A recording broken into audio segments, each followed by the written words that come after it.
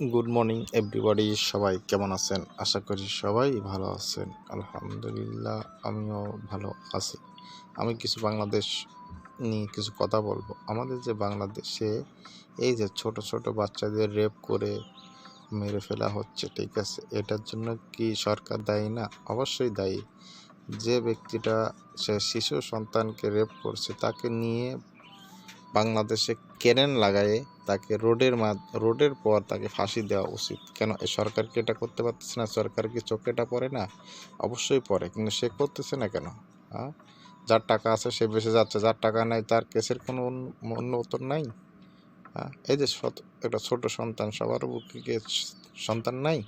হ্যাঁ, এই যে ছোট সন্তানকে একটা রেপ করছে, এটা কি কেউ দেখতেছে না? জনগণ কি করতেছে?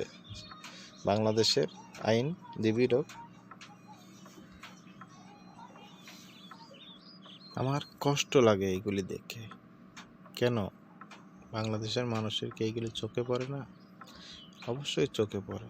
তো প্লিজ সবার কাছে আমার একটা রিকোয়েস্ট, যারা কেম করবে তাদেরকে সাথে সাথে ফাঁসি দিতে হবে আইনের মাধ্যমে। আইনে এটা করা উচিত, সরকারের কর্তব্য করা উচিত যে যেইখানে অবিচার হবে, রেপ হবে, নির্যাতন হবে, সেটা কারেন্ট পিক আপ শাস্তি দিতে হবে। তাহলে একজনের দেখা থেকে আর কেউ ভয় করে আর এটা করবে না।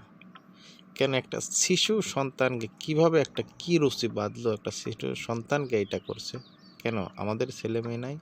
তার কি ছেলে মেয়ে নাই যে একটা 7 বছরের মেয়েকে তা এই কাজটা করছে? এটা কি? অবশ্যই সরকারের কাছে আমার আবেদন যে এইগুলি যারা করছে তাদের ডাইরেক্ট ফাঁসি দিতে হবে রাস্তার মাধ্যমে। ক্যারেন বাদায় রাস্তায়